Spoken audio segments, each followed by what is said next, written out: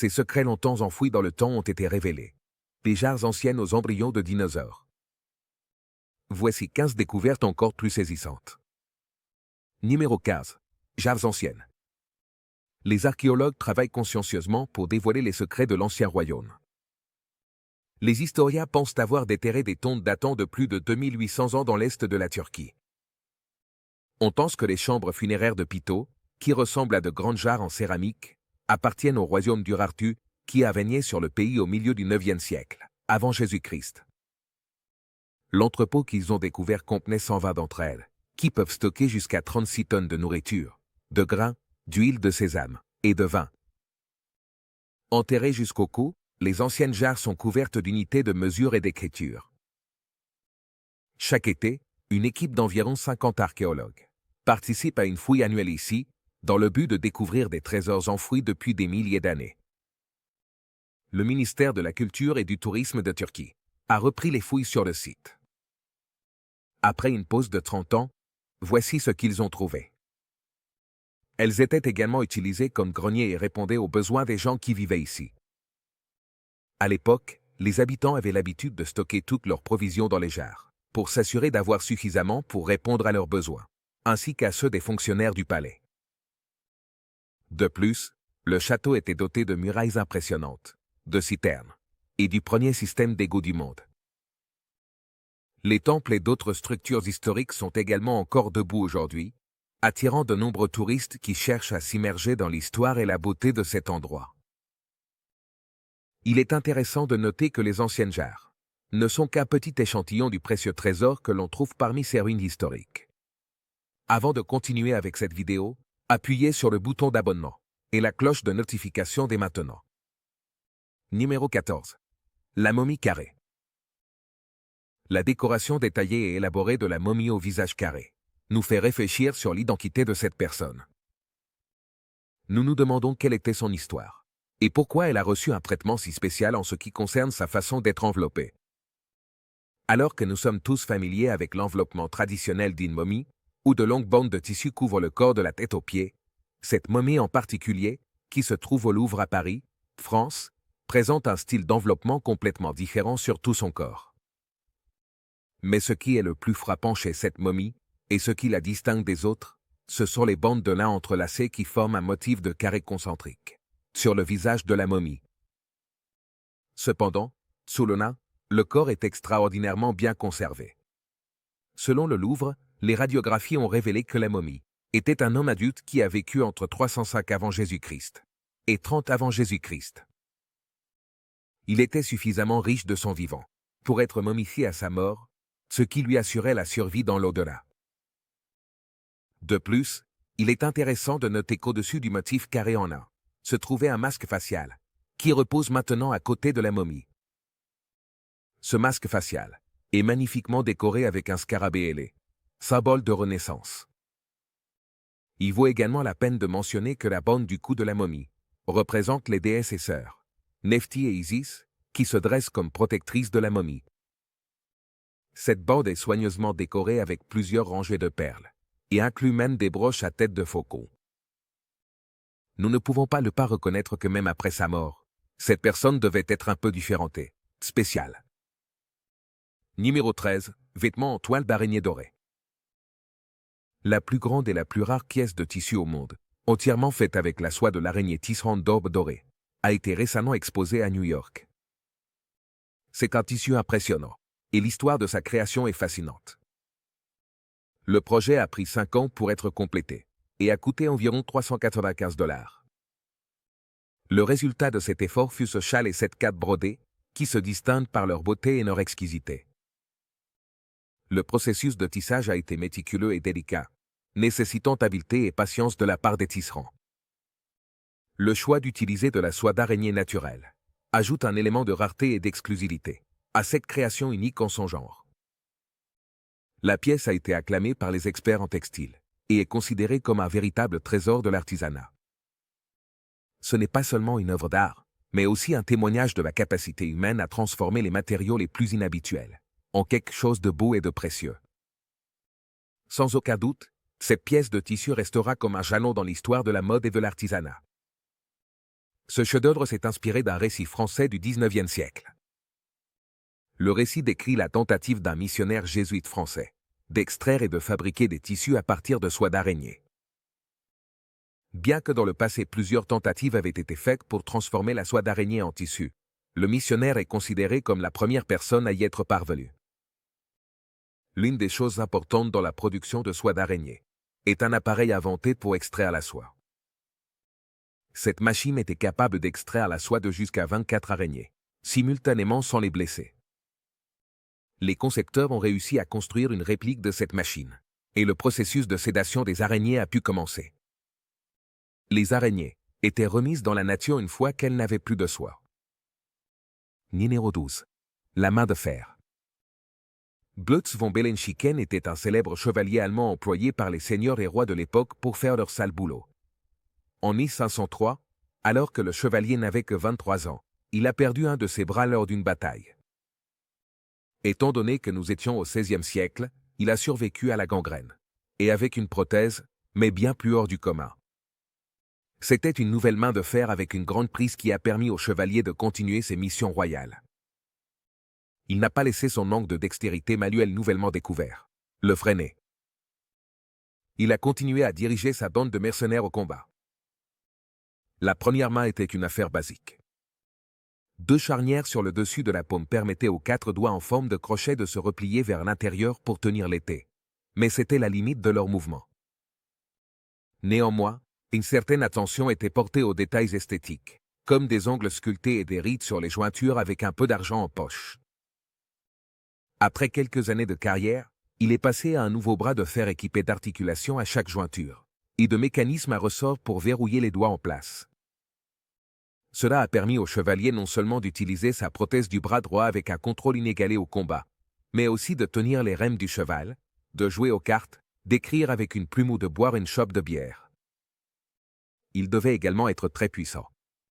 Numéro 11. Séance photo dans les profondeurs marines. Le plus grand télescope spatial de l'histoire est sur le point de nous laisser bouche bée.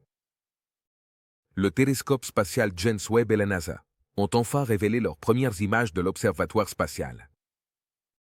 Elles ne déçoivent pas. Elles montrent les images les plus profondes du cosmos jamais capturées dans l'histoire, mais elles ont failli ne pas se produire. Ces images ont été en gestation pendant des décennies, et arrivent après des années de retard et de budgets exorbitants. Ce qui rend cette image si hallucinante, c'est à quel point elle est petite, et grande en même temps. Elle est petite dans le sens où cette image ne représente qu'une infime portion du ciel nocturne, mais elle est énorme dans le sens où presque tous les objets de l'image sont des galaxies. En plus des brillants et pointus éclats stellaires, qui sont des étoiles au premier plan, nous pouvons voir que dans chaque coup de pinceau de ciel, il y a des milliers et des milliers de galaxies, au moins. Le plus faible, le plus petit éclat de lumière dans ces photos, ce sont des images de galaxies telles qu'elles existaient il y a plus de 13 milliards d'années, près du début du temps, où cette même lumière voyage dans l'espace depuis lors.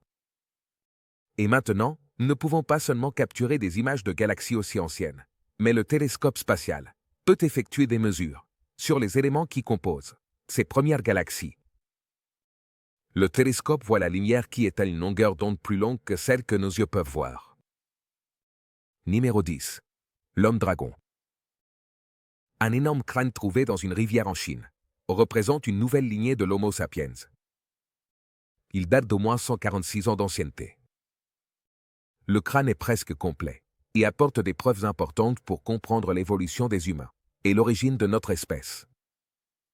Sa forme est si caractéristique que certains membres de l'équipe ont suggéré de le déclarer comme une nouvelle espèce du genre Homo, et non baptisé homme-dragon. Le nom provient de la rivière Dragon, où il a été découvert il y a plus de 100 000 ans. Plusieurs espèces humaines ont coexisté en Asie, en Europe et en Afrique, parmi elles Homo sapiens, les Néandertaliens et les Denisoviens. Mais le fossile de l'homme-dragon a été trouvé avec des combinaisons intéressantes de traits, qui ont déclenché un débat animé sur son appartenance à différentes espèces d'humains. Jusqu'à présent, non reconnus par la science, certains chercheurs pensent que les fossiles pourraient représenter des populations de transition, qui ont fait le lien entre notre ancien ancêtre, Homo erectus, et notre propre espèce, Homo sapiens. Il s'agit d'une nouvelle pièce extraordinaire dans le puzzle de l'évolution humaine, un fossile qui continuera à fournir des informations rapportantes pendant de nombreuses années. Ce fossile est d'une grande importance en raison de son excellent état de conservation, ce qui nous permet d'obtenir des détails précieux sur nos ancêtres. Sa découverte a suscité un grand émoi dans la communauté scientifique, car elle nous offre une fenêtre unique pour mieux comprendre l'histoire de l'humanité. Grâce à ce fossile, nous pouvons obtenir des preuves tangibles de la façon dont les anciens humains vivaient et se développaient. Son étude minutieuse nous permettra de dévoiler de nouveaux aspects sur l'évolution et le comportement de nos espèces ancestrales. Numéro 9. La montre à anneaux suisse. Une aura de mystère continue d'entourer l'excavation passionnante et fascinante d'un curieux artefact récemment récupéré. Cet artefact en question est une montre suisse d'apparence moderne qui a laissé tout le monde perplexe. Il a été découvert dans une tombe scellée vieille de 400 ans, datant de la célèbre dynastie Ming, dans le sud de la Chine.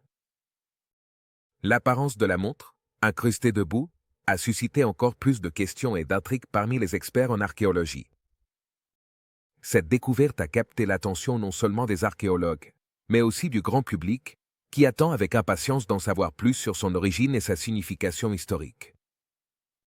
Pour certains, la découverte ne pouvait signifier qu'une chose, qu'il s'agissait d'une preuve de voyage dans le temps. L'étrange objet métallique était une petite bague dorée avec un cadran de montre sur sa face avant. Les minuscules aiguilles de la montre montraient que le temps s'était figé à 16 heures. Le plus étonnant de tout, c'est que sur le revers de la montre bague suisse apparaissait le mot suisse ou suisse écrit en anglais.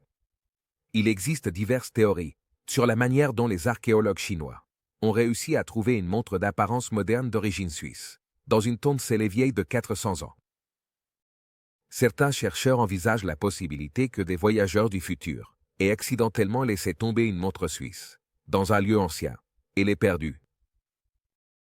Il est également plausible de considérer que la supposée tombe scellée n'était pas aussi sécurisée qu'on le croyait, permettant l'accès clandestin de pilleurs ou d'explorateurs. Cependant, le mystère persiste, tout comme le tic-tac de la montre. Numéro 8. Urfaman. L'Urfaman, également connu sous le nom d'Undurfaman, est une ancienne statue de forme humaine qui a été découverte lors de fouilles dans la zone géographique de la Haute-Mésopotamie, dans le sud-est de l'actuelle Turquie. Sa datation remonte à 9000 ans avant Jésus-Christ, ce qui en fait la sculpture naturaliste grandeur nature la plus ancienne connue d'un être humain. Cette imposante figure, qui atteint une hauteur de plus de 6 mètres, est enterrée dans la terre, ce qui lui confère un aspect mystérieux et captivant. On pense que cette statue avait un but religieux et était vénérée comme une idole sacrée. Bien que jusqu'à présent, une seule statue de ce type ait été trouvée, sa similitude avec des statuettes ultérieures découvertes dans différentes parties du monde, à mesure que les civilisations néolithiques s'étendaient, indique qu'il pourrait avoir existé une tradition artistique et religieuse partagée.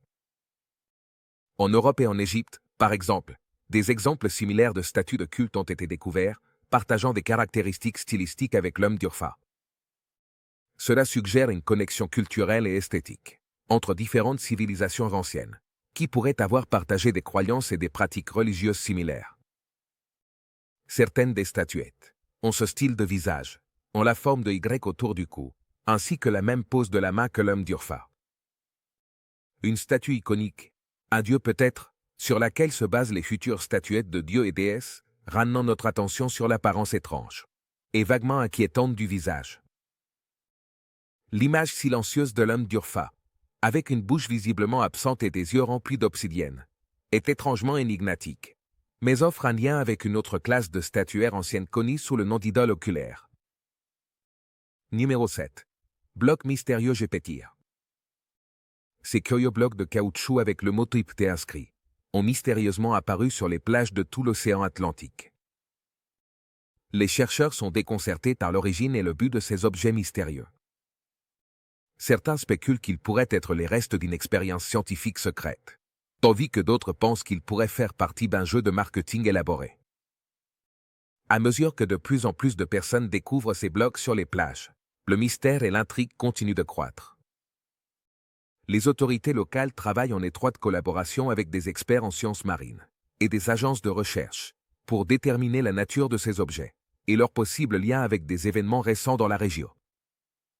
Jusqu'à ce que des réponses claires soient trouvées, les blocs de caoutchouc TIPT resteront un énigme fascinant pour tous ceux qui les rencontrent. Il se murmure même qu'ils étaient sur le Titanic lorsqu'il a coulé.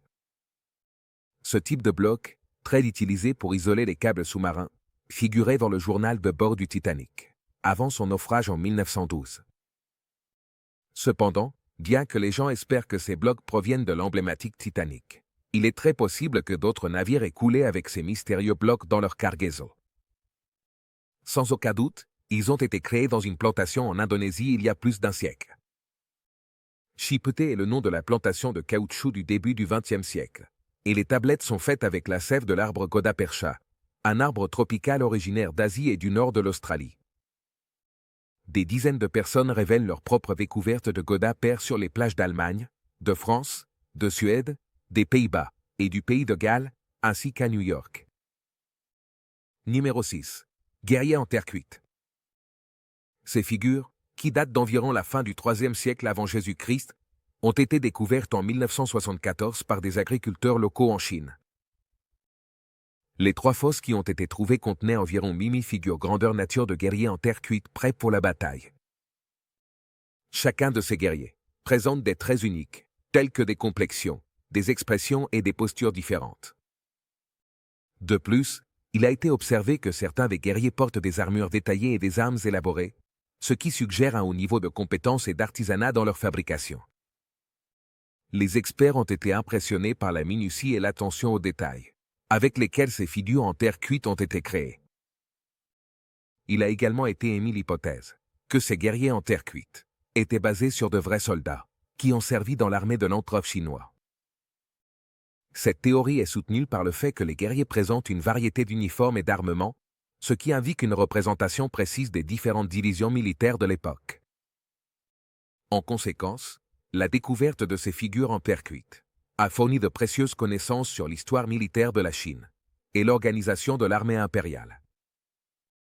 Cette armée fait partie d'une nécropole beaucoup plus grande, construite comme une version réduite du palais impérial de l'empereur, et qui s'étend sur une vaste zone autour de la tombe royale. Le radar à pénétration de sol et l'échantillonnage de carottes ont mesuré la surface sur près de 38 km². De plus, des milliers de pièces d'armement en bronze ont été récupérées, telles que des épées, des poignards, des lances, des haches de bataille, des boucliers et des arbalètes. Mais pourquoi une armée en terre cuite existerait-elle? Les figures, un mélange de chars, de cavalerie, de soldats en armure et d'archers, ont apparemment été créées pour servir l'empereur chinois dans l'au-delà. Elles sont restées intactes sous terre pendant plus de 2200 ans. Cela ne fait qu'ajouter au mystère, car c'est maintenant la tombe la plus grande, la plus importante de Chine. Numéro 5. Embryon de dinosaure. C'est l'un des embryons de dinosaures les mieux conservés de la science. Il y a environ 70 millions d'années, un petit dinosaure semblable à une autruche a essayé d'éclore de son œuf, mais n'y est pas parvenu. L'embryon est resté piégé dans l'œuf pendant longtemps, des dizaines de millions d'années. Ce n'est que récemment, lorsque les chercheurs dédiés à l'étude des fossiles ont découvert les restes fossilisés de cet ancien embryon, qu'ils ont réussi à éclairer cet épisode fascinant du passé préhistorique.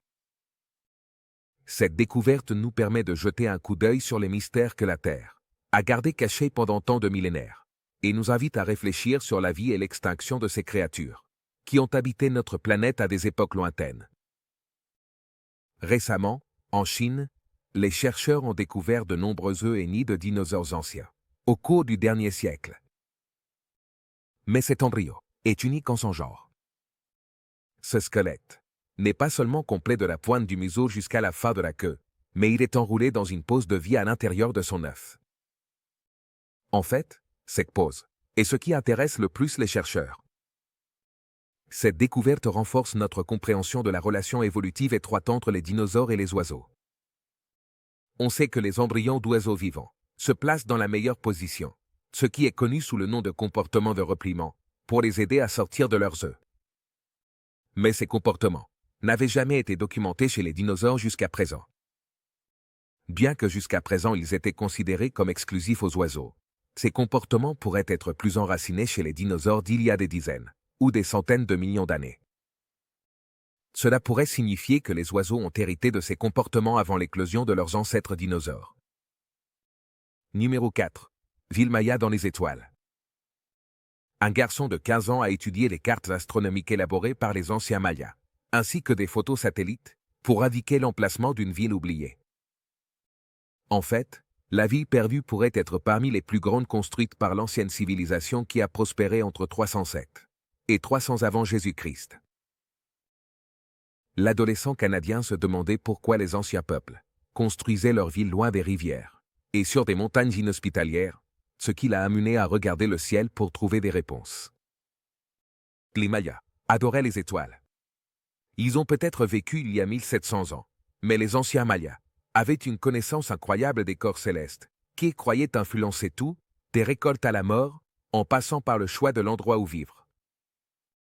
On pense que les Mayas ont construit leurs vies alignées avec les constellations stellaires. L'adolescent a été stupéfait en analysant en détail les constellations mayas et en découvrant une connexion fascinante. En reliant les étoiles, on pouvait cartographier les 142 étoiles à l'emplacement de 177 villes mayas. Le plus surprenant était que les étoiles les plus brillantes correspondaient parfaitement aux grandes villes.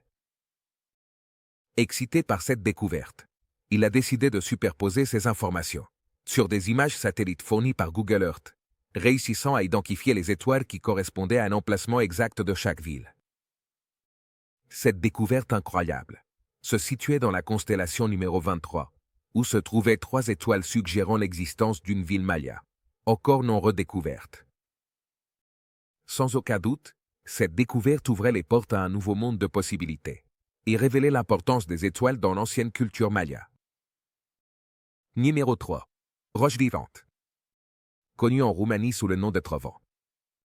Ces pierres sont un type de concrétion de grès qui peut en venir à sécréter du ciment. Parfois, elles semblent croître comme si elles étaient vivantes, formées par un noyau de pierre avec une couche extérieure de sable. On dit qu'après une forte pluie, de petites formes apparaissent sur les roches. C'est pourquoi les habitants les appellent les pierres qui poussent. Ces roches vivantes de Roumanie sont un phénomène géologique étonnant, mais il est très rare de les voir croître. Certaines pierres peuvent augmenter de taille progressivement en raison de l'absorption d'eau. On pense que dans le processus de déplacement interviennent la force gravitationnelle, les chocs sismiques, les forces de cohésion de la solution et la force d'adhésion entre les grains de sable et nos liquides. Elles varient en taille. Certaines n'ont que quelques centimètres de diamètre, tandis que d'autres sont devenues plus grandes qu'un être humain adulte. Les plus grandes pèsent plusieurs tonnes. Bien sûr, ce ne sont pas les seules pierres qui poussent. En fait, de nombreuses roches changent de taille avec le temps en raison de l'érosion et de l'accrétion. C'est juste qu'elles prennent normalement des milliers ou des millions d'années pour changer de taille de manière évidente. Si à un moment donné tu décides de visiter un trovant, ne sois pas surpris si tu ne le vois pas grandir sous tes yeux. Ces pierres vivantes nécessitent de nombreuses années pour subir un changement perceptible de taille. Cependant, ce que tu pourras apprécier, c'est leur forme et texture fascinante, qui les rendent uniques et différentes de toute autre roche que tu aies vue auparavant. De plus, en observant attentivement un trovant, tu pourras remarquer les motifs et marques qui ont été façonnés par la nature au fil des ans, racontant ainsi une histoire silencieuse et mystérieuse. Numéro 2. Kit de sorcière. Les archéologues ont récemment découvert à Pompéi une curieuse collection d'objets, plus de 100 objets miniatures dans une boîte en bois. À l'intérieur de la boîte se trouvait une horde comprenant des poupées miniatures, des amulettes, des perles, et un crâne minuscule parmi des objets en os, bronze, cristal et ambre. En raison de son emplacement historique, les chercheurs pensent que le mystérieux trésor appartenait à un sorcier ou une sorcière, qui aurait pu être victime de la catastrophe de l'éruption du Vésuve, il y a plus de 2000 ans. En plus des découvertes mentionnées, des restes osseux d'oiseaux ont également été trouvés, que l'on suppose avoir été utilisés dans des rituels sacrés. De plus, un fascinant pendentif protecteur a été découvert, que l'on croyait avoir le pouvoir d'éloigner le mauvais œil. Il convient de souligner que certaines de ces pièces présentent la représentation de scarabées à la manière égyptienne, un symbole largement utilisé par les Romains comme une forme de protection, tant pour les femmes que pour les enfants. Il y avait aussi une petite tête représentant le dieu grec du vin, de la fertilité et de la folie rituelle, ainsi qu'une satyre dansante délicatement sculptée dans le verre. Ces objets invoquent la fortune, la fertilité et la protection contre la malchance. Les chercheurs ont déterminé que ces objets étaient probablement utilisés comme ornements ou protection dans les années précédant l'éruption du Vésuve, en l'an 79 après Jésus-Christ, ensevelissant la ville et sa population sous les cendres volcaniques. Mais le kit du sorcier a survécu. Numéro 1. La Lamborghini des chars.